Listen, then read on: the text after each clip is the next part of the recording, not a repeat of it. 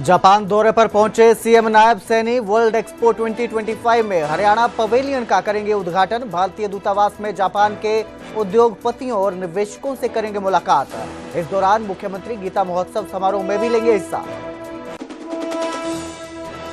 हरियाणा कांग्रेस अध्यक्ष राव नरेंद्र आज चंडीगढ़ में संभालेंगे कार्यभार। कहा, उन्हें अध्यक्ष बनाना आलाकमान का फैसला, कोई भी नेता नहीं नाराज। पूर्व बीजेपी सांसद और कांग्रेस नेता ब्रिजेंद्र सिंह की सद्भाव यात्रा। राव नरेंद्र का बड़ा बयान। कहा, ये उनका अध्यक्ष चुनने से पहले का फैसला, इससे पार्टी को मिलेगी मजबूती। सभी नेता हो रहे हैं उसमें शामिल। आज बिहार विधानसभा चुनाव का होगा ऐलान। शाम 4 बजे इलेक्शन कमीशन की प्रेस कॉन्फ्रेंस। 2 से 3 चरणों में हो सकती है वोटिंग। आई लव मोहम्मद विवाद में यमुनानगर में 2 समुदाय आमने सामने, हाथों में पिस्टल के साथ विवादित। सोशल मीडिया पोस्ट पर भड़के हिंदू संगठन, जांच में जुटी पुलिस। करनाल में कुर्सी के लिए घमासान। पूर्व सीएम हुड्डा के कार्यक्रम में जिला अध्यक्षों को नहीं मिले बैठने की जगह, एक दूसरे की गोद में बैठने की लगी होड़। पानीपत के सिविल अस्पताल में बवाल। इलाज करवाने आई महिला और परिजनों पर पति ने किया ईंटों से हमला। ससुराल और मायके पक्ष में हुई जमकर मारपीट।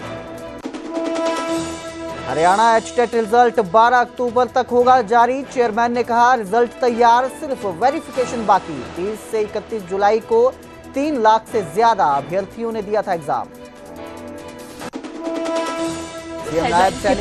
पतंजलि गाय का घी, माँ का भरोसा, प्यार से परोसा।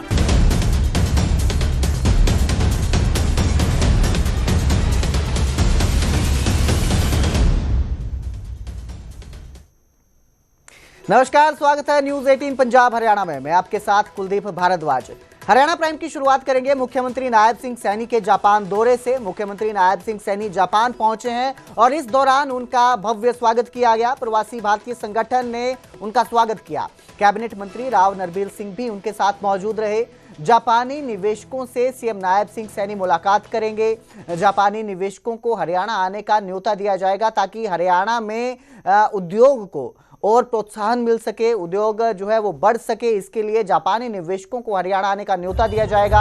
8 अक्टूबर तक सीएम सैनी जापान दौरे पर हैं। मुख्यमंत्री वर्ल्ड एक्सपो 2025 में हरियाणा पवेलियन का उद्घाटन करेंगे।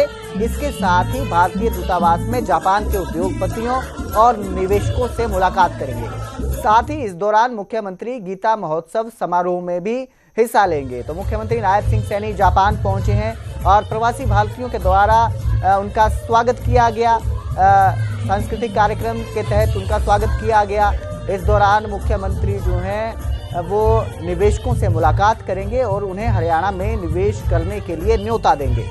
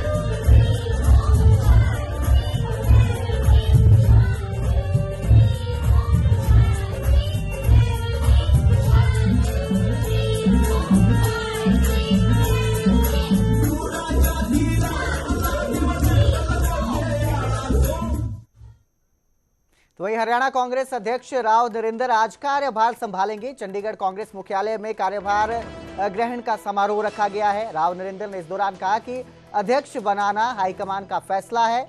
उन्होंने कहा कि अध्यक्ष बनाने से कांग्रेस में कोई भी नाराज नहीं है। इसके साथ ही यादव ने आपको बता दें कि उनके अध्यक्ष बनने पर नाराजगी जाहिर की थी और कहा था कि जो कहा गया था उसके विपरीत फैसला लिया गया है। हरियाणा और देश के आला नेता उनके शपथ ग्रहण समारोह में शामिल होंगे। चंडीगढ़ में ये शपथ ग्रहण समारोह रखा गया है, जहां पर हरियाणा के नए कांग्रेस अध्यक्ष राव नरेंद्र सिंह जो है आज कार्यभार संभालेंगे।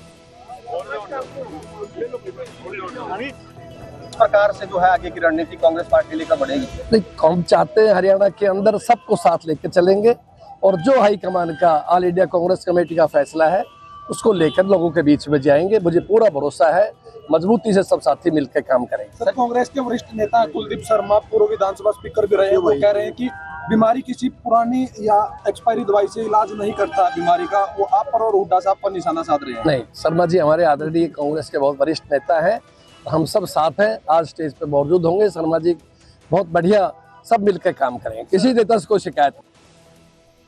तो वहीं कांग्रेस की सद्भाव यात्रा पर भी राव नरेंद्र का बड़ा बयान सामने आया। पूर्व बीजेपी सांसद और कांग्रेस नेता बृजेंद्र सिंह की यात्रा पर राव नरेंद्र बोले कि ये उनके अध्यक्ष बनने से पहले का फैसला है। इस यात्रा से पार्टी को और मजबूती मिलेगी। कांग्रेस नेताओं की भी यात्रा में सहभागिता रहेगी। उन्होंने कहा कि पार्टी में सब एकजुट होकर काम करेंगे। तो राव नरेंद्र का ये बड़ा बयान सामने आया है और उन्होंने कहा कि उनके अध्यक्ष बनने से पहले ही सद्भाव यात्रा का फैसला लिया गया था और इस यात्रा से कांग्रेस को और मजबूती मिलेगी। वो उनका अपना एक मिशन है, मेरे प्रधान बनने से पहले का उनका फैसला है, तो अपनी मर्जी से निकाल रहे, अच्छी बात है। कांग्रेस पार्टी को मजबूत करने कोई कार्य करता है तो खुशी की बात है। बाकी भविष्य में जरूर है, कोई भी साथी अगर कोई कार्यक्रम करे तो पार्टी हाईकमान का और प्रदेश कांग्रेस की जानकारी में लेकर के जाए तो और अच्छी बात है, सब साथी मिलकर। साल का जहां कुर्सी को लेकर हाई वोल्टेज ड्रामा देखने को मिला, कुर्सी को लेकर खूब घमासान मचा। कांग्रेस विधायक दल के नेता भूपेंद्र हुड्डा की प्रेस कॉन्फ्रेंस में यह हंगामा देखने को मिला। कांग्रेस कार्यक्रम में कुर्सी को लेकर हाई वोल्टेज ड्रामा हुआ। दरअसल कार्यक्रम में कांग्रेस नेताओं को बैठने के लिए कुर्सी नहीं मिली। कुर्सी को लेकर जमकर हंगामा हुआ। किसानों की समस्या सुनने भूपेंद्र सिंह हुड्डा वहां पहुंचे थे करनाल में, जहां ये कुर्सी को लेकर हंगामा हुआ है। हरियाणा ने पूर्व भूपेंद्र सिंह हुड्डा किसानों की समस्या सुनने के लिए पहुंचे थे, करनाल पहुंचे थे। यहाँ ये घटना सामने आई और अब खूब जो है ये वायरल हो रही है। दरअसल ग्रामीण जिला अध्यक्ष के बीच कुर्सी को लेकर जमकर हंगामा देखने को मिला और इस दौरान जो नेता है वो एक दूसरे की गोद में बैठने की होड़ लग गई उनमें। तो ये सारा हंगामा कुर्सी को लेकर हुआ, जगह नहीं मिली। भूपेंद्र सिंह हुड्डा प्रेस कॉन्फ्रेंस कर रहे थे, इस दौरान कुर्सी में बैठने को लेकर जो है ये घमासान देखने को मिला पूरा। प्रधान जी थोड़ा सा इधर से होगा कैमरा।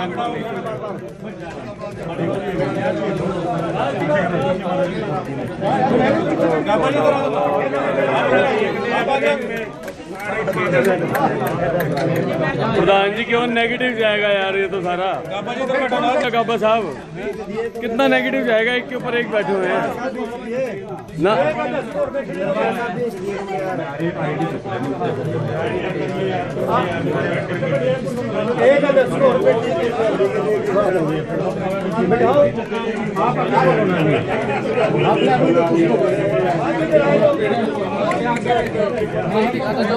मंडी में पहुंचे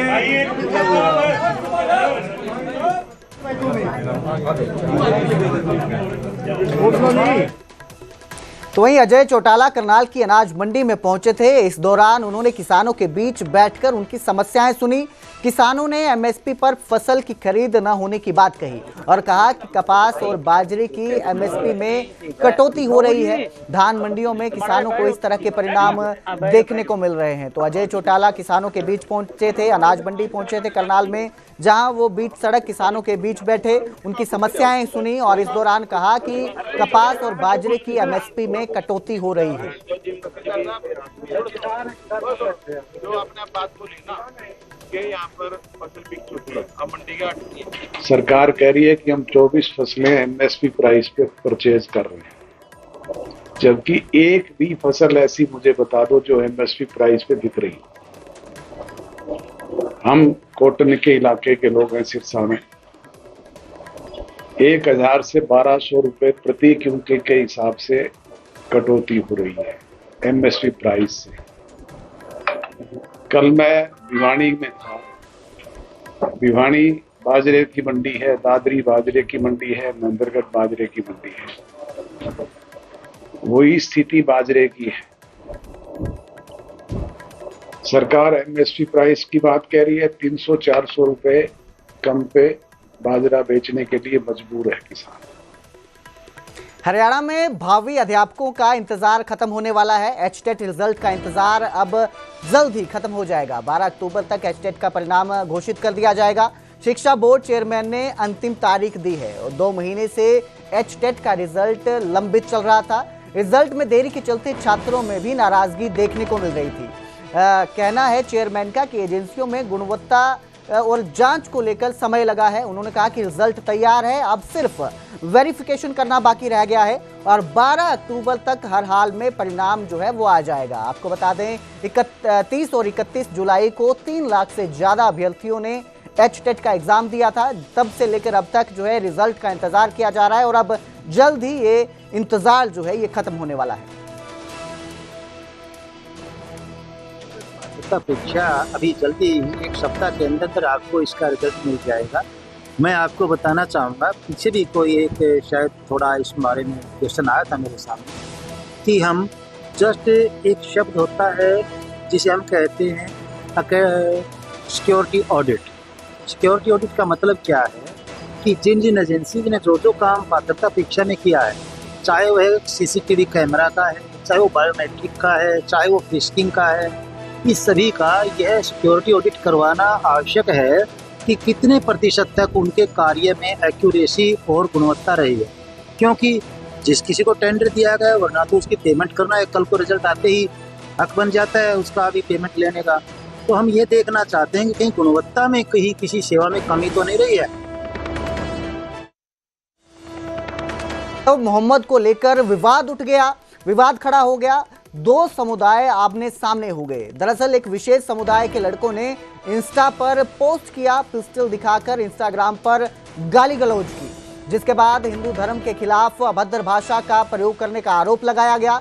पोस्ट वायरल होते ही हिंदू संगठन भड़क उठे। हिंदू समुदाय के लोगों ने बूडिया थाने में जमकर हंगामा किया। पुलिस ने आरोपियों के खिलाफ मामला दर्ज कर लिया है। तो आई लव मोहम्मद विवाद जो है ये भड़क उठा। एक सोशल मीडिया पर पोस्ट डाली गई, पिस्टल के साथ ये पोस्ट डाली गई जिसमें गाली गलौज करने के आरोप लगाए गए, जिससे हिंदू धर्म के जो लोग हैं वो भड़क उठे, जिसके बाद उन्होंने जमकर हंगामा किया। बूडिया थाने के बाहर हंगामा हुआ। पुलिस ने आरोपियों के खिलाफ मामला दर्ज कर इस पूरे मामले की जांच की बात कही है।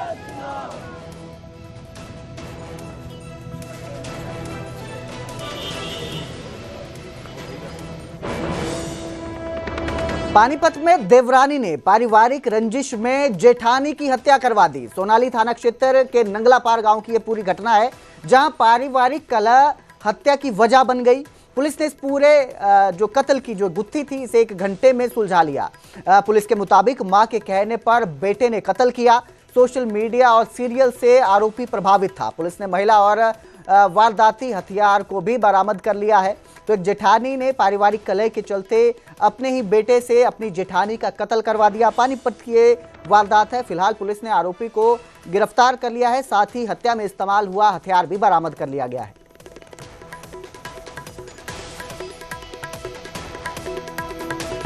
तो आधे घंटे की पूछताछ में और लगभग लगा लो 1 घंटे के भीतर ही हमारी जो तीनों टीमें थी क्राइम की, हमारे एसपी साहब थे, एसओ साहब थे, सभी थाने जो सनोली के सुपरवाइजर अफसर हैं वो मौके पर पहुंच गए थे। तो 1 घंटे के अंदर इस वारदात को हमने सुलझा लिया था। जिसने सूचना दी थी उसकी सूचना पर भी हमें शक हुआ था। उसको गहनता से पूछने पर ही उसने बतला दिया था कि इसने मर्डर किया है। इसमें कोई खास रंजिश नहीं थी। गांव में पारिवारिक कलह जो होती है आपस में देवरानी जिठानी की, वो कहा सुनी पर कुछ दिन पहले मनमुटाव हो गया था।